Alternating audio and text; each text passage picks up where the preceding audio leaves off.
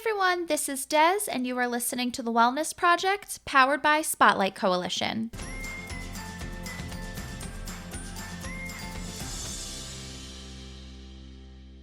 I'm really excited for you to hear today's guest. I'm excited for this new season because I just have amazing guests lined up for you this year so far. And today's guest starts us off on the right track. We are talking to Patrick Monette, and he is a licensed mental health counselor and he's a certified trauma specialist. Today, Patrick and I are talking about anger. He specializes in anger as well as substance use, and I thought that anger was a very important topic for us to talk about.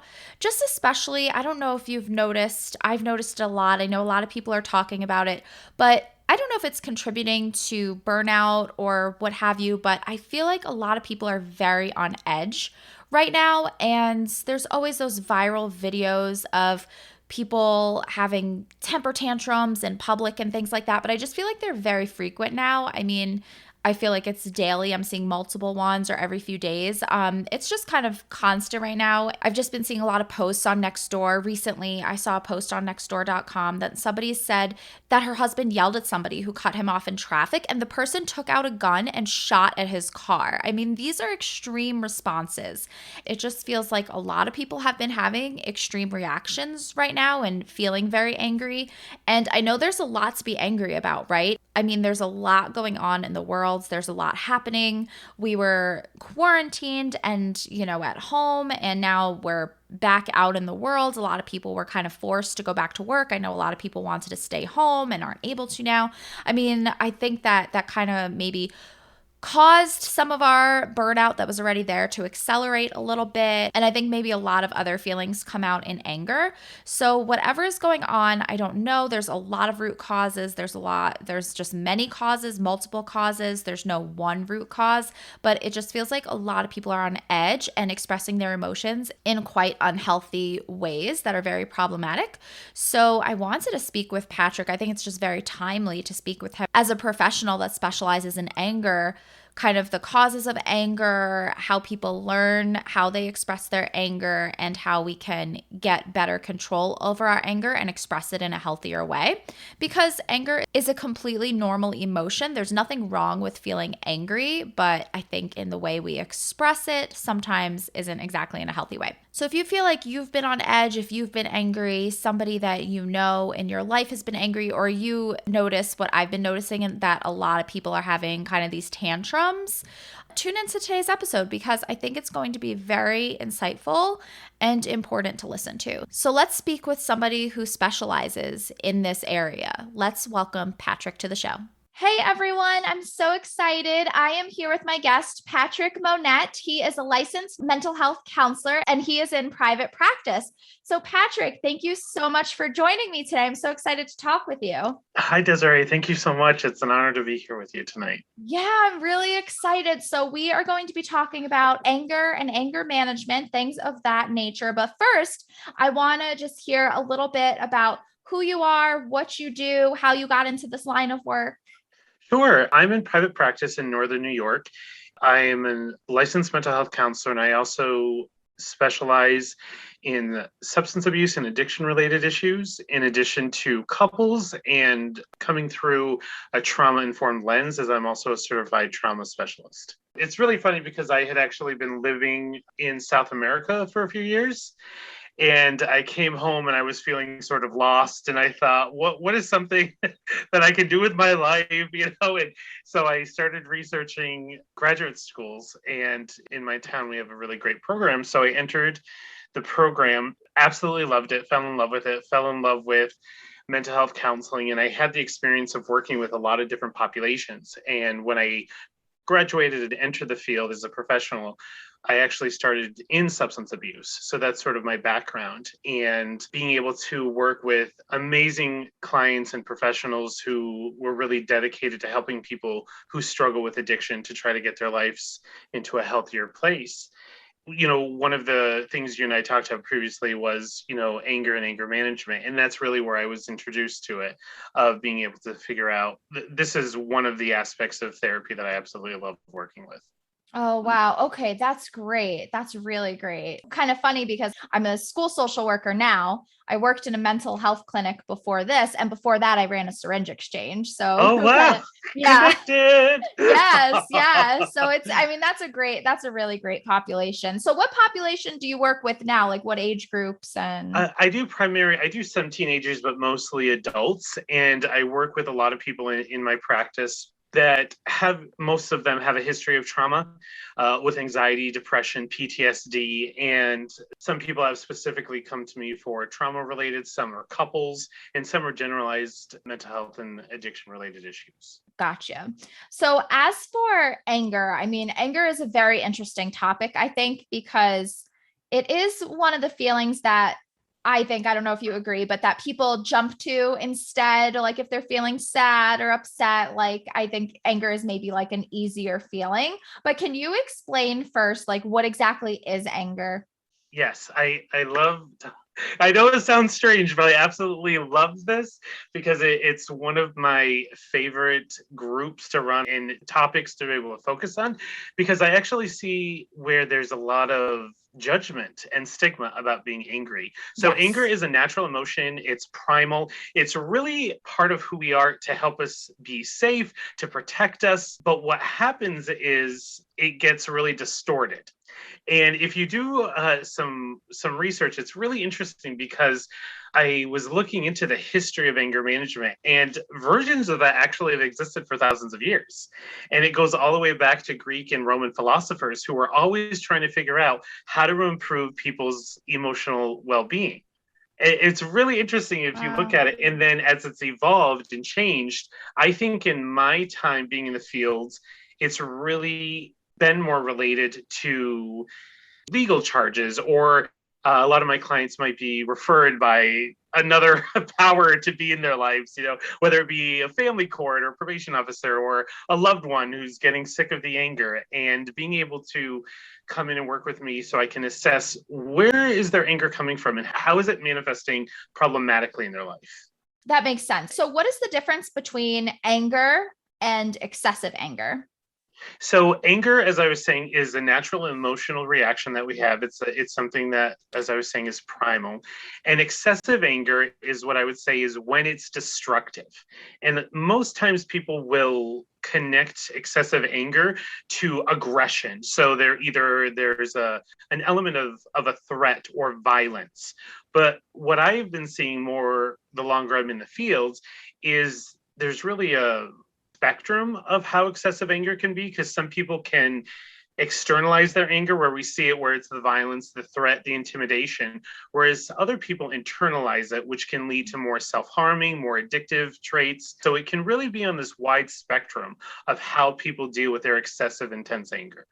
Okay. Okay. And I know you mentioned violence and things like that. Are there any other problematic behaviors when it comes to anger? It's really interesting because with everyone that I work with, even though there's some common threads, everyone's struggle with anger is really unique.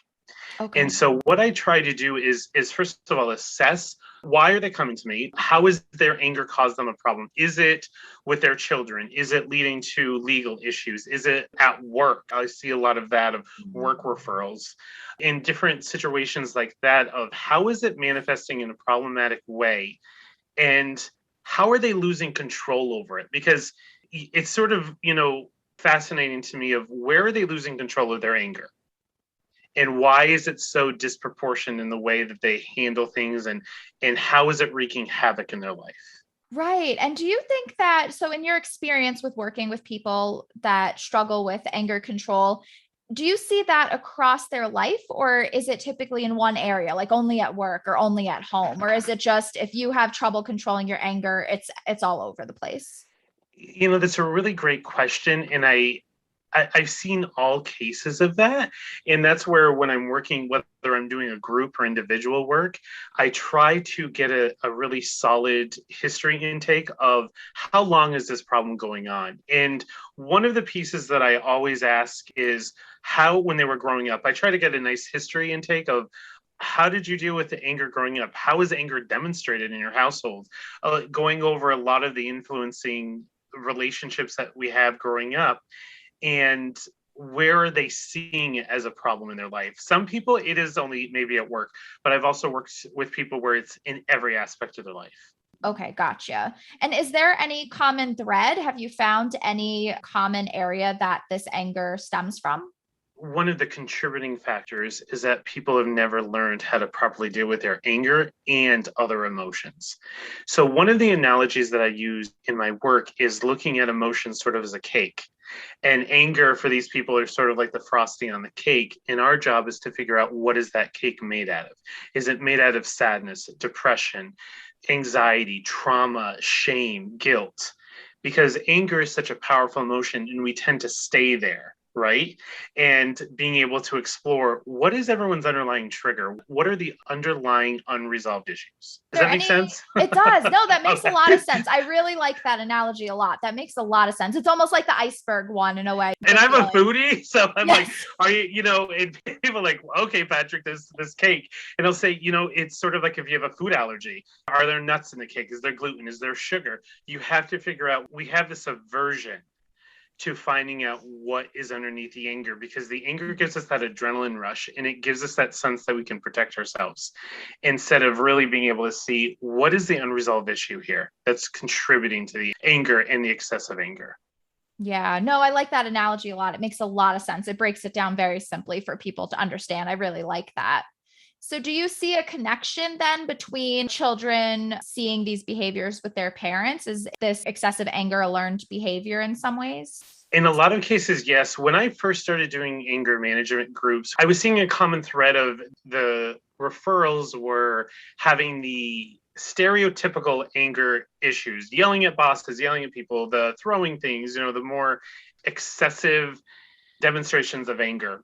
But I also started to see some of my clients who are struggling with the more depressive, anxiety ridden issues actually had a lot of suppressed anger that they didn't even think about. One of the developments that I've seen is being able to look at anger, as I was saying, is the continuum of, are you more passive? Are you more passive aggressive? Are you more aggressive? Hoping to help them get the skills to being more assertive. Okay, interesting. And so when one of the best discussions that's always so powerful is what I believe I mentioned it earlier, is asking people, how was anger demonstrated or dealt with in your household? And that is sort of like a opening up Pandora's box of how different people's families dealt with anger. Some people, you could tell they were angry, but they never talked about it. Other people might have had more slamming doors, yelling, insulting, the passive aggressive, using sarcasm, if they're using violence, if they grew up with a lot of violence. So being able to go into their history and have those discussions normalizes it a little bit. So they don't feel like they're just crazy. They're seeing, oh, there's a history here. And normally where we continue behaviors that we've learned until we learn how to change those behaviors in a healthy way. Okay, great. And I definitely want to get to how to express anger in a healthy way. But first, is there any connection between people that struggle with anger and their inability to be assertive? I think a lot of people confuse aggression with assertiveness. I know in my own experiences, I thought if I yelled louder, if I was stronger, if I won the argument, that meant I was being assertive. That meant I was going to win. But that's inaccurate, because what I was really doing was just like bullying the situation. And I wasn't. When we're being assertive, what we want to do is, we don't have to be violent. We don't have to intimidate. It's really more about self-love, because we're saying, this is my healthy boundary. This is what my need is. This is how I'm going to communicate, and the ability to listen to the other person or the other party and be able to work through conflict resolution.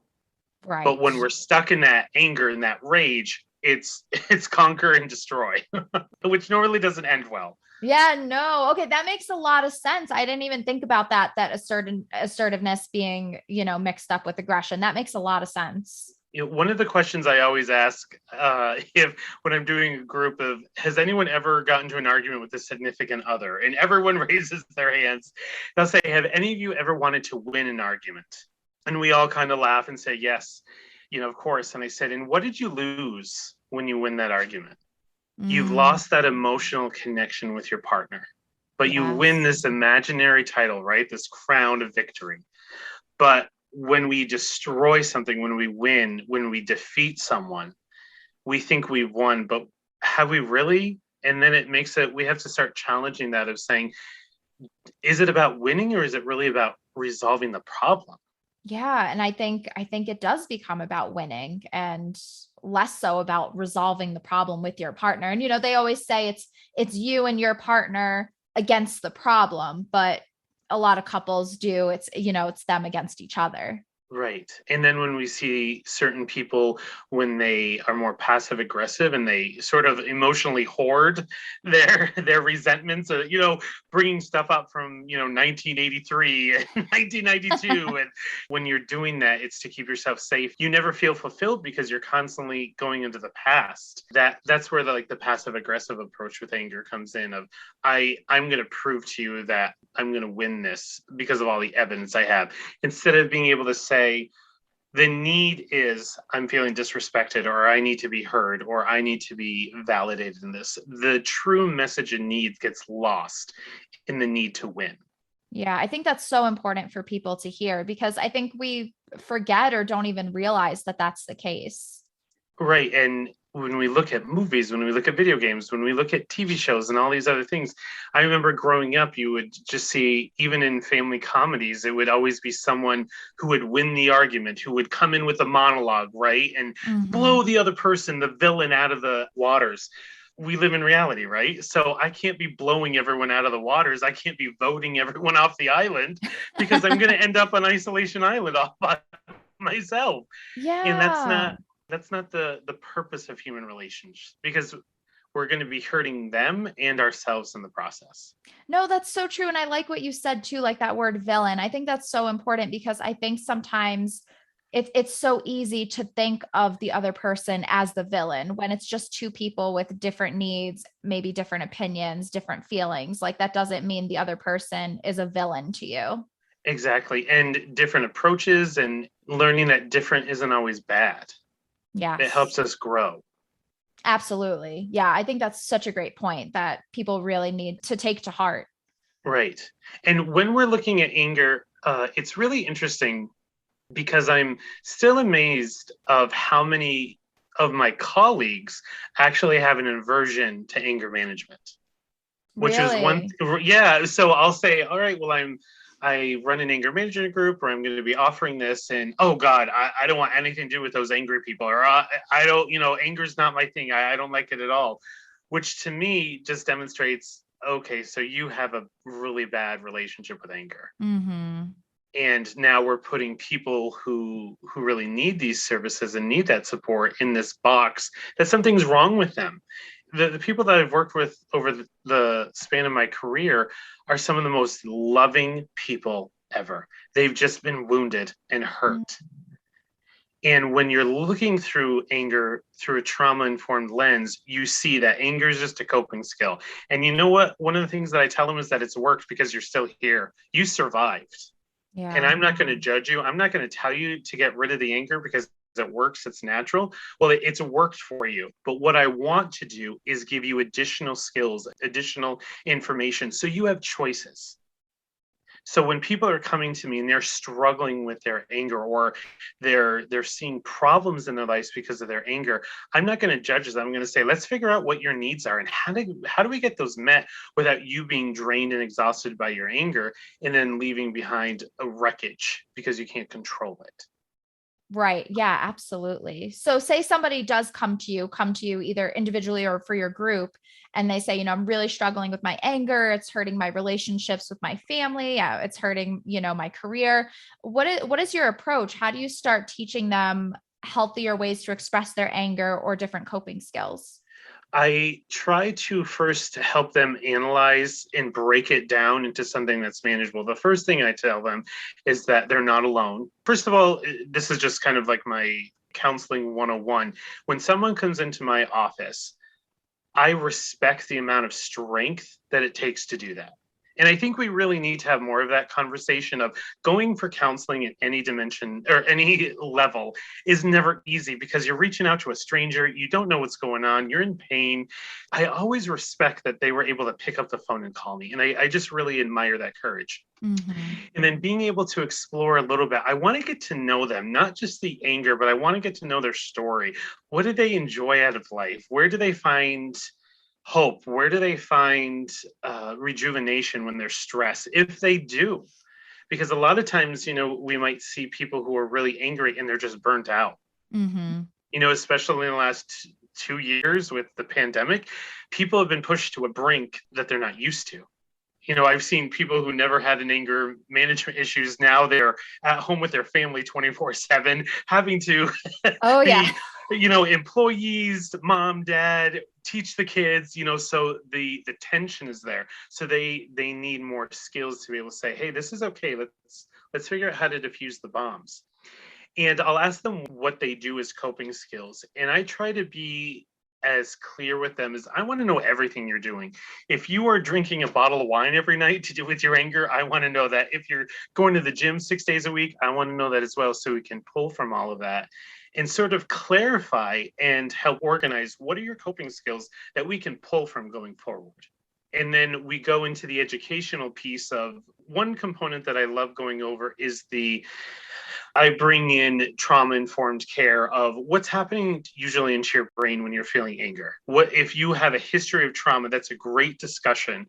That there's a whole system that's set up here in our central nervous system, in our brain, that's all wired for survival. So if someone has gone through extreme trauma or violence or abandonment or neglect, their brain's mechanisms are very different to someone who hasn't had those experiences. Right. And what I hear a lot is, so I'm not crazy. No, you're not crazy. You survived trauma. Mm-hmm. And when they start understanding that their brain, which isn't always the clearest messenger to us, is just trying to keep us alive, you just see this relief, right? Of, oh my God, I'm not crazy. There's something that I can do about this. Because at the end of the day, when people are having such extreme issues with anger, nobody wants to feel that way because it's exhausting. Mm-hmm. We're not meant to be angry all the time. It is exhausting. It's very exhausting. Right. And then you constantly are getting drained and feeling alone and isolated. And the feeling that it's you against the world is just devastating. And we're not meant to do that because we're meant to connect. And I think when people have had betrayal or abandonment or abuse, it changes everything. But being able to understand that and figure out how all of these different pieces of the person's life come together, we can create a new treatment plan, basically, or a new map to figure out how do we address all of these different areas where you feel that we're doing this in a collaborative process. My job is to be there as the advocate, therapist, but also the cheerleader to say, it's like, you can do this. Let's just figure out what recipe works best for you. Yeah, that's great. And as for, I know a lot of people, it stresses them out when their anger, like their behaviors, their emotions are damaging their relationships with their loved ones. Is there anything, do you involve loved ones if they want their loved ones to come in? Is there anything that loved ones can do if one of their family members has, is struggling with excessive anger and anger control? I think the more that people can be educated about it is really helpful. It's really difficult because sometimes the family members of the loved ones are part of the problem. That's where conflict resolution comes in as a huge component for anger management, of being able to look at, are these people healthy for you? Do you want to build a healthy relationship with them? Do you want to build boundaries? Do you want to bring them in?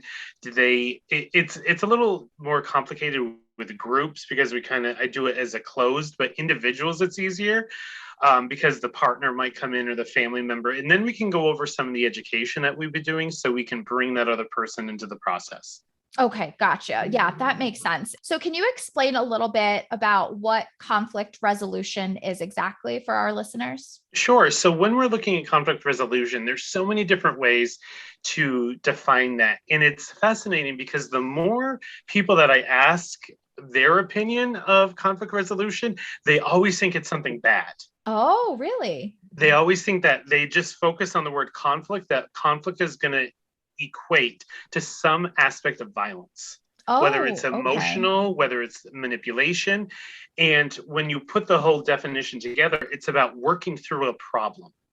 And I can say in my own experiences that as a person, it took me a while to learn that myself. People who are resistant to conflict resolution are under the belief that if they aren't angry anymore, if they work through the resolution, then they've lost.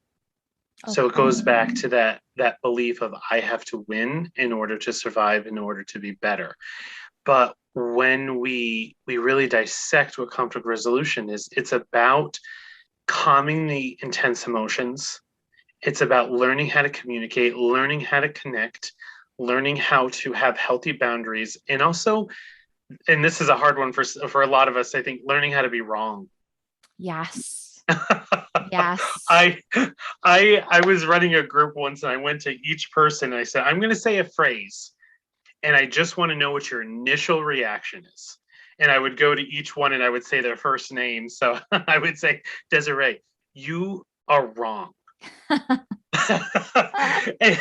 Right. And some people would laugh and some would be like, I will see you 3 o'clock in the parking lot and show you, you know, and I didn't say what they were wrong about. Just that phrase is so powerful to us that if I'm wrong, we feel ashamed, we feel worried, we feel scared, we feel angry, we feel defensive. But we are wrong sometimes. And that's Yes. just like the other person can be wrong. Or there can be miscommunication. I mean, I can't tell you, I'm sure most people can relate to this of when you send that text message with the wrong emoji or the wrong exclamation point or the wrong font. And then all of a sudden you're in an argument with someone. Mm-hmm. Yes. Yes. And, so those little communication things can really trigger us. And then it's being able to slow down the train and say, hey, can we just reconnect for a minute and make sure that we're on the same page? Because this is what I was saying. This is what I hear you saying. What are you hearing and saying? And sometimes it's really about slowing down the train and getting back into some basic skills of what do you actually hear me saying right now? Because I know sometimes if I'm tired or if I've had too much caffeine, I can be a really fast talker. And if I don't have the ability to say, did that make sense or is it coming across clearly? I'm just going to lose that person. Mm-hmm. If I'm having conflict with someone, which is can be so many different ways, I want to be able to resolve that because as I said, I can't vote this person off. I don't want to vote everyone off the island in my life. And Exactly. conflict resolution doesn't necessarily mean we have to like the person. It doesn't always mean that the conflict is going to get resolved, but we can always grow. We can always do better. And we can always learn how to cut our losses of, all right, this person is not willing to work with me. So that's where we start focusing on really incorporating healthy boundaries. Okay. Yeah, I think boundaries are a huge part of anger management. Yes. Yes. And a lot And of people don't know how to build boundaries. no, because and one of the phrases I always use is boundaries, not barriers. Oh, okay. I like that. Because people think boundaries are like, I have to be this intense wall of anger and intensity, and I have to keep you out of the village. And it's really just saying, no, no, I don't like this. I don't want this. I don't need this. Mm-hmm. That's the most simplistic version of saying that because sometimes creating boundaries is terrifying, especially if you're dealing with people who are emotionally manipulative, or if we're talking about an abusive relationship where there's a lot of manipulation and control and power dynamics going on. But a lot of times, what I see is people are afraid of saying no because they're afraid something bad will happen. Mm-hmm. And maybe it has in the past. And so they carry that trauma with them. And then we see an increase of anxiety, depression, repression of more aggressive behaviors because they don't know how to communicate their needs, only to themselves or to the other people.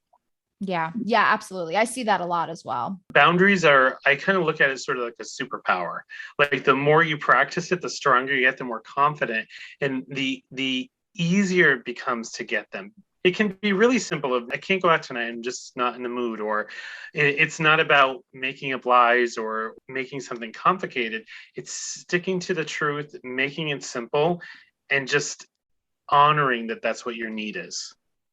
Yes, and I think on the flip side of that, so I think it's really hard to implement boundaries and just like you said, not lying, just saying, you know what, I don't feel like doing that. I think on one end it's really hard for people to do that, but on the other end, I feel like a lot of people have issues accepting people's boundaries because I know I've experienced it where I say, "Oh no, I'm not really interested in that." And then somebody's like, "Oh no, like let's do it," like trying to convince me. And I'm like, I already said no 4 different ways. I don't know how to Right. make it any more clear. So I think that we also have an issue with people not accepting other people's boundaries as well. Absolutely. Absolutely. And that's where we have to reevaluate the relationship. Okay. And in anything that I say, I never say any of this is easy because it's not. It's so hard. It's so difficult. It's so painful because no one really wants conflict. We want to get along. At least I'll speak in the in the eye is I don't want to like disappoint people, but I also know, I've been in the more aggressive way and I've also been in the more passive aggressive pool. And I know neither of them work well because then my emotional and mental health suffers. What I have learned with my boundaries is I don't have to justify my decisions to another person. Right. And that's not easy at all to develop. And it's something that I constantly work on. And that's something with my clients, I also share that everything that we go over, none of this is easy. And I get angry and I lose my cool a lot of times. And it's not about that. It's about learning from it to be able to say, how can I do this better? Mm-hmm. And I think when we're looking at boundaries, being able to tie in emotional intelligence and emotional wellness of what else am I feeling? What's going on within me when I'm struggling with boundaries? Because that's where the answers are going to be. It's not about the other person. If I have anxiety, if I'm getting stressed, if I'm getting overwhelmed and irritated with boundaries, something's amiss where maybe the recipe for my boundaries isn't what it needs to be, let's say. Okay. There could be a self-esteem issue, there could be a trauma issue, there could be a communication issue. Being able to pull that apart and say, so if I'm missing something in order to do boundaries, what is that for me? Because it's different for every person. Right. Okay. That makes a lot of sense. For example, I had a boss once who we did not get along well, and they're a very manipulative person, and they would try to use a lot of intimidation with me to get me to do what I wanted. And in those positions, if you've ever had an aggressive boss, it's very intimidating because they have the power over your employment, right? It's Mm-hmm. scary, it's frustrating. And I remember this one time I caught them in a lie.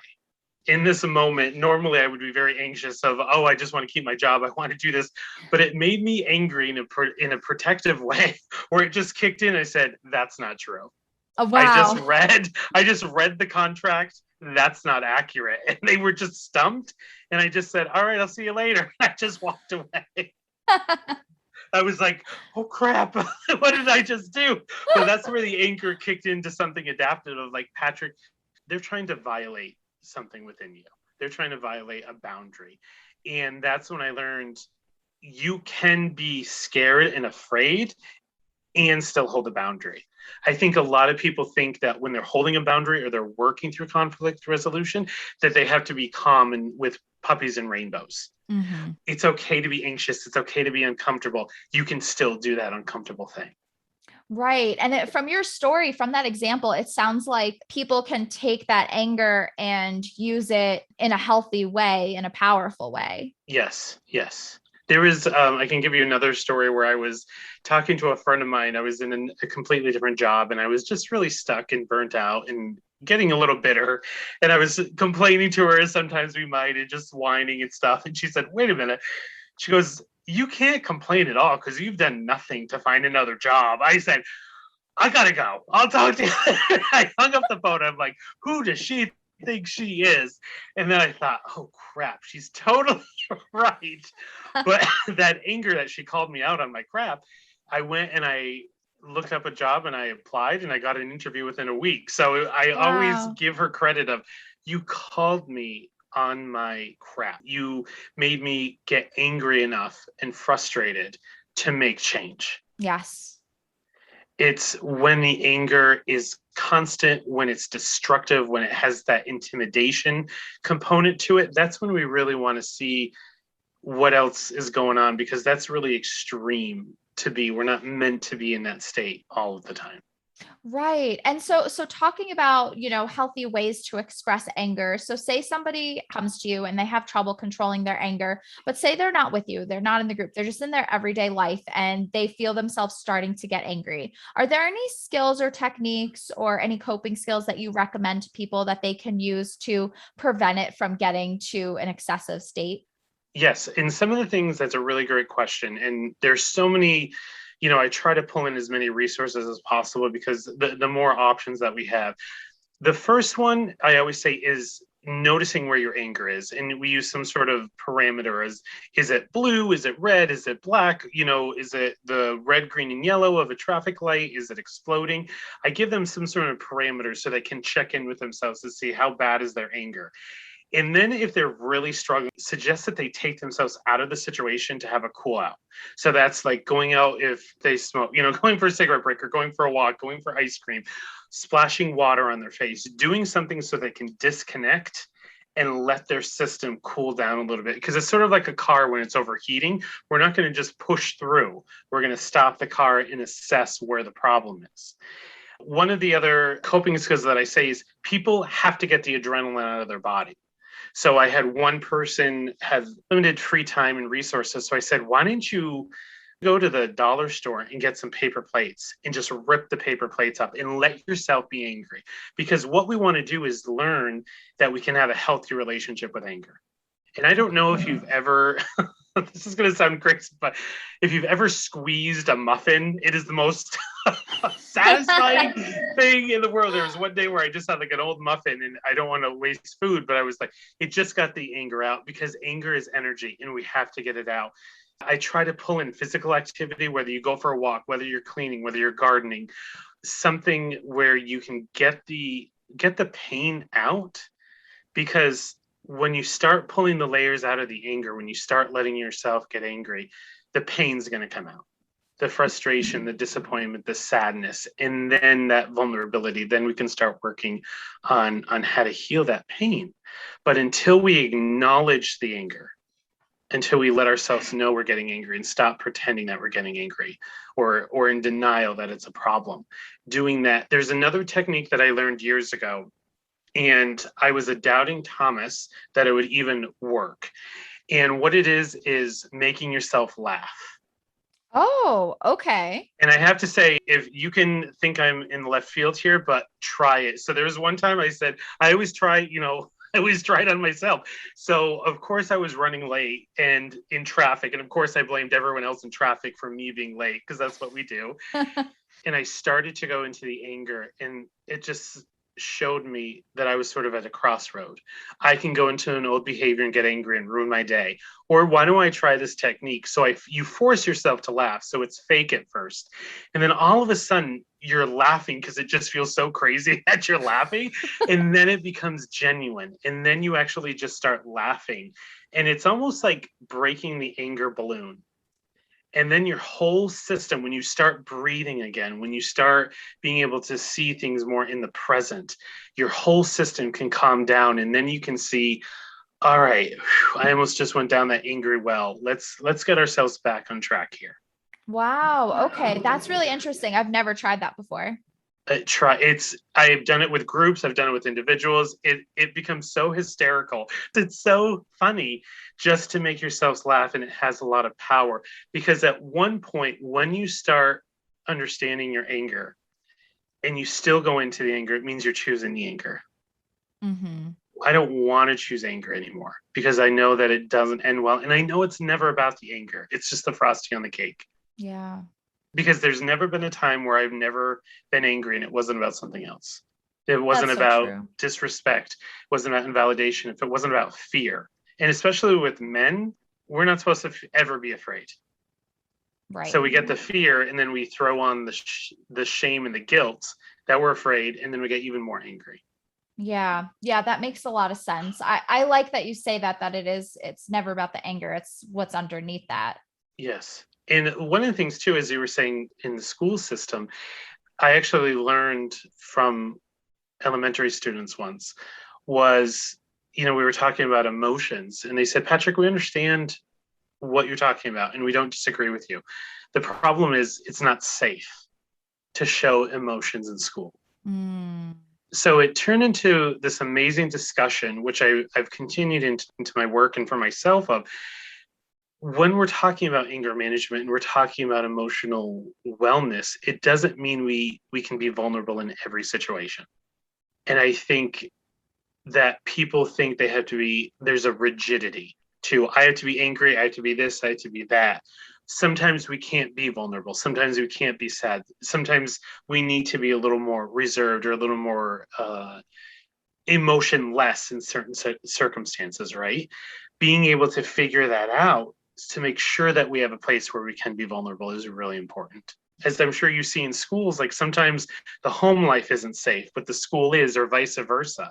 So you're probably seeing a lot of kiddos who, just like I see the adult version, great kids, but they don't have that safety. They don't have that security to let that vulnerable place be heard.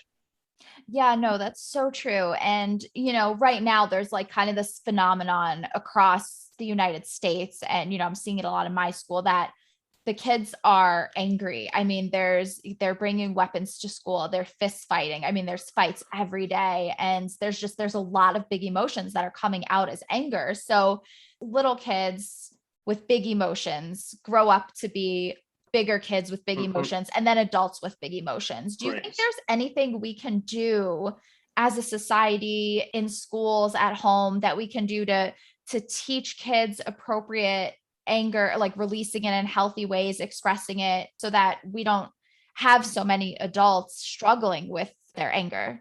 I think we have to start normalizing anger and stop pacifying it and in tolerating of saying, yeah, you're angry, you're ticked off. Let's figure out why and let's get that out. I think being able to explore different therapeutic ways of getting the anger out. When I was in grad school, or even what I see in a lot of the counseling field, it's always about calming down. It's always about calmness and relaxation. Sometimes I need to get pissed off. And sometimes, a client does as well, as they need to get the anger out, and being able to figure out, is that screaming into a pillow? Is that ripping paper plates? Is that writing it in a letter? Is it journal? Is it artwork? Like, what sort of expressive manner can we get these kids to start communicating? Because the anger it's once again, if we look at it, it protects them. So they're not feeling safe somewhere. When we don't address that, it's sort of infectious is what I see it. And it kind of sounds like that's what you're saying, is it grows, it gets infected, you get angry, I get angry, and then we're angry at each other. And it's this insane battle. Mm-hmm. One of the therapies that I'm trained in is called EMDR, which is eye movement desensitization and reprocessing therapy, which helps them develop skills to help their brain communicate more efficiently and to calm down their central nervous system in a more adaptive manner. One of the techniques that I teach is called clench and release, and it's connecting progressive muscle relaxation with EMDR. And the nuts and bolts of it is you focus on what's causing the anger or just the anger itself, and you squeeze one fist until the point of exhaustion. And then you slowly release it, and then you go to the other fist and you keep squeezing, focusing on the anger. And then you keep going back and forth between the fists, squeezing out that anger. So what we're doing is incorporating what we call bilateral stimulation, which is helping the brain communicate more efficiently. And the progressive muscle relaxation is getting the energy out of the body. I like that a lot. That's a great tip.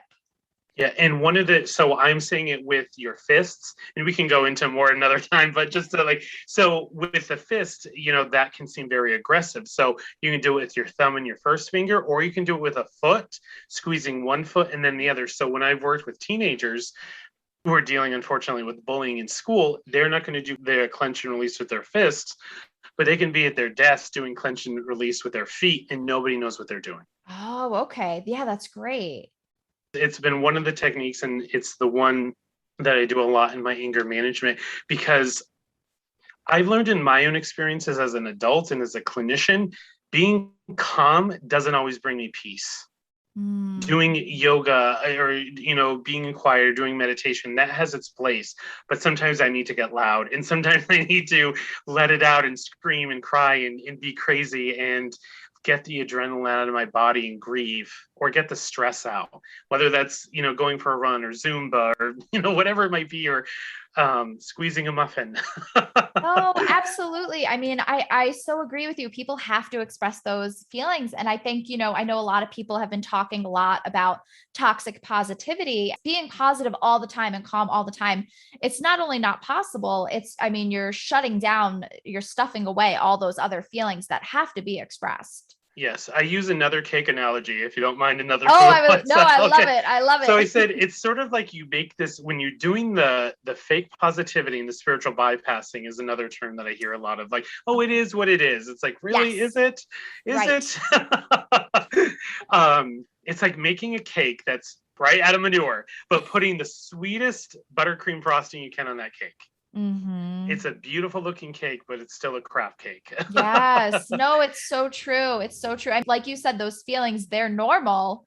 Everyone has them, but we can't just stuff them down and pretend that they're not there, or be afraid of them, or have other people be uncomfortable hearing those feelings or having them be expressed. It's harming Right. us to stuff them down. Exactly. And I think going back to your question, which is a really good one, is it's also the discussion of how do the adults deal with anger? Like, it's so easy to judge a kid and say, wow, you're the problem one, you're the trouble one. It's like 9 out of 10 cases, that kid's got something going on at home that we don't even know about. Oh, yeah. And they're just trying to survive. And then you have staff in some cases who are like, who are so averse to anger that they can't connect to the child. Mm-hmm. And so it's that awkward conversation of, just like I want to have with the clinicians who turn away people who have anger management issues, is like, when are you going to do the work? When are you going to walk your talk and explore your relationship with anger? Because if you're in the human service field, you have to have a relationship with anger. You Mm-hmm. can't ignore it, in my Yeah. opinion. Yeah, absolutely. So do you have any kind of tips or advice for people that maybe do want to explore their anger, how they would kind of approach that? Well, being a mental health counselor, I'm always going to say therapy is a great resource. Yes. I think there's so many great resources out there. The one thing that I always ask, and it's in the most non-judgmental way, is, why are you afraid of anger? And usually, even when you just ask that question, they're going to feel it in their body. And then that's going to be the first step to say, is it because you were exposed to violence? Is it because someone had really bad experiences with anger? Is it because you've had bad experiences and you've suppressed it and now you don't want to open that door, right? There are so many great books, podcasts, YouTube videos out there. Find a therapist or a support group where you can get the information. There's so many great resources in our world today. It takes more effort to avoid it than it does to face it and embrace it. And that's one of the things that I learned a long time ago, is I don't go into personal details about my struggles with anger or anything else, but I tell my people, yeah, I get angry, I lose my cool, I swear, I lose my temper. And what I learn about it every time, because every time I do, I learn something new about myself and how that normalizes this journey into anger. Yeah, absolutely. Well, Patrick, this has been amazing. Thank you so much. I could talk about this forever, but I want to you mentioned podcasts and all that stuff. I want you to take this opportunity to plug yourself, because you have a YouTube channel or podcast. Am I right? Yeah, I have a little bit of everything. Yeah, I mean, please tell everybody where to find you, because so if you want to, my website is Patrick Monette, MONETTE.com, and I'm on Instagram, Facebook. I use those a lot. I have a bi-weekly video show that I turn into a podcast called Friday Night Feels, and you can find it on the website and on all the platforms for podcasts.